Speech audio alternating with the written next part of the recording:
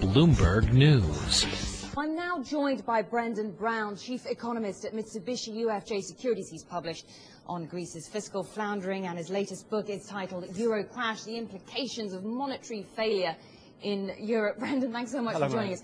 Hi, so let me ask you, to what extent has the crisis in Greece exposed the monetary union as a structure that did not have the ability to impose fiscal discipline, because countries like Greece have had control over their own budgets and they've essentially been living beyond their means, haven't they? That's very much the case, although I would stress that the Greek problem is induced largely by monetary conditions, that there was a superabundance of easy money through the middle part of the decade. And this encouraged a lot of investment institutions and banks to overextend themselves and lend into Greece and take opportunity of the high interest rates there.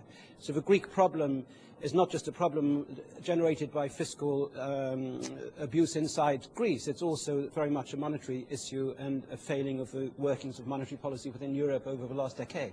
So with that in mind, what sort of structural reform do we now need to see? Well, what structural reform we have going forward is one problem. Another issue is what we do about the Greek situation. And in the long run, my central scenario here would be that Greece probably comes out of EMU at the end of all this. Maybe one or two of the pigs would also come out. And what we have left could be a fortified, narrower Eurozone, with much more emphasis on strict monetary controls and a monetary pillar which never really was in the monetary union as we've had it in the last decade. So essentially, from what you're saying, we've had a monetary union but not a real fiscal union. We've had a monetary union, not a real fiscal union, and a monetary union which stressed at the very beginning having a monetary pillar and having independence of US monetary conditions, but in fact it had neither. It had no monetary pillar. It just followed the same sort of Greenspan-Bernanke policies, which at the beginning they said they weren't going to do, and they ended up with this credit bubble. Do you think they're going to turn away from those policies now? In the immediate, we have a crisis and we have a continuing period of near recession, so rates are going to remain near zero. But one aspect of this whole crisis is it's developed into a banking crisis. Money is flowing out of Greek banks. Greek banks are finding it difficult to refund themselves. This may extend to Spain, and yet even now the ECB is not cutting rates to zero. We still have a repo rate at 1 and we still have a deposit rate at 0.25. It just seems incredible that these bureaucrats in Frankfurt are not responding to this as a banking crisis.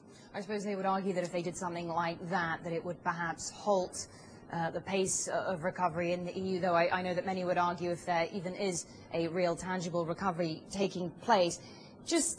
We've seen EU leaders really put the emphasis on Greece. Obviously, they have their own domestic interests to think about. German taxpayers wouldn't be too thrilled at the prospect of funding a financial rescue plan, a bailout for Greece. As part of Greece's end of the bargain, their economic policies are going to be closely scrutinized by the EU. What does that mean for Greece and the control it has over its own budgetary policies?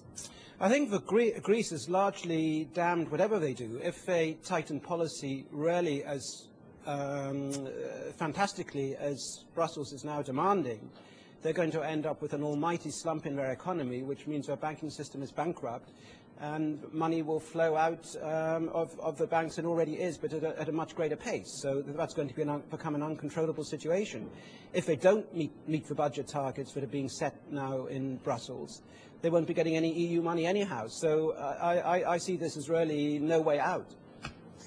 So, I mean, how has the Greek crisis affected the credibility of the monetary union? Because from what you've been saying, Greece has been vilified in some ways. You're saying they're damned if they do, they're damned if they don't. Their track record isn't great, but you're saying that actually external budgetary policy had a great deal to do with this as well, the ECB moving in the Greenspan-Bernanke direction. How much has all this eroded the credibility of the monetary union?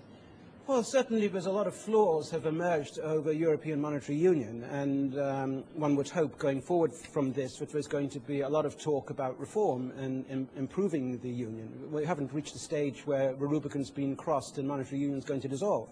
But what seems pretty inevitable is that Greece will, at the end of the line, probably sooner rather than later, be forced out. And by the way, coming out of the EU is not so incredibly difficult as some of the bureaucrats in Brussels will have it. It's a fairly simple maneuver. You think that they will be forced out? Oh, you think yes. that's inevitable? I think it's almost inevitable. What would the consequences of that be for the monetary union? Well, Greece can be isolated to a considerable extent. After all, the other countries have not had fraudulent accounts and fiscal abuse to the extent that we've had in Greece. So there is a possibility that Greece could come out and the rest of the Union be sustained. Brendan, we were speaking earlier about this risk of contagion. How serious a threat is that right now? I think Nouriel Roubini, economics professor, said in Davos last month that if Greece goes under, that's a problem for the Eurozone. If Spain goes under, it's a disaster.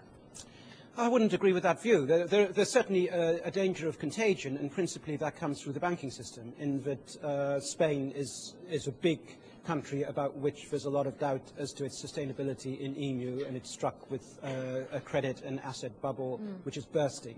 And any withdrawal of funds out of the Spanish banking system in the wake of growing concerns about Greece would trigger some very big problems for Spain continuing in EMU. After all, for Spain to continue in EMU under that situation, they would have to have interest rates of maybe 10–15% in their money markets, which would crucify the Spanish economy.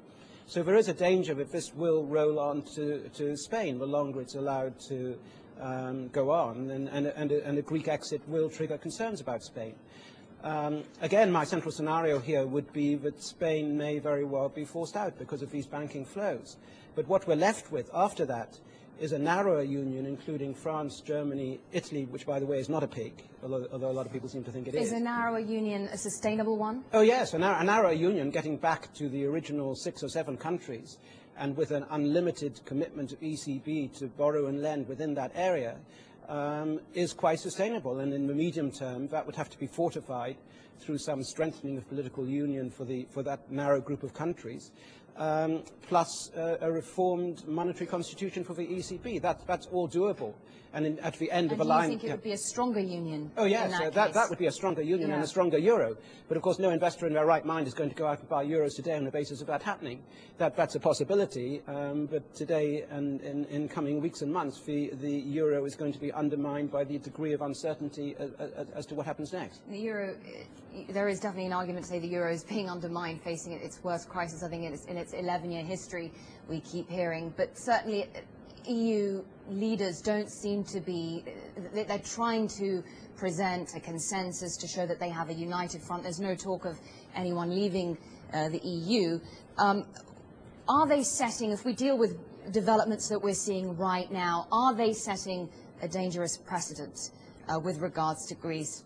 You're talking about the other indebted economies of the European Union. Spain's budget deficit stood at 11.4% last year, right behind Greece and Ireland. Is it only a matter of time before other countries like Spain, Portugal need a bailout as well? Well, it would be a very dangerous precedent if Germany came in and bailed out Greece, that's for sure. Probably in terms of economic rationality, one would say the best outcome would be Germany cuts its losses now. The German banks take their losses on Greek drachmas recreated at a 30 or 40% discount to the euro, and also the banks take a haircut on their lending to Spain. To go on and on lending and bailing out probably will be a much... That's easier said than done, though, isn't it? Just very briefly, German financial institutions have the 3rd largest exposure to Greece. Is it really as simple as that to say, oh, they can write these huge amounts down, just cut their losses and run? Well, it's a bit like in the US context. Was it cheaper for the US government to come out and bail out every single homeowner, or was it cheaper for them to come in and refortify the banks? Clearly they came in and refortified the banks and allowed homeowners to go on going bankrupt.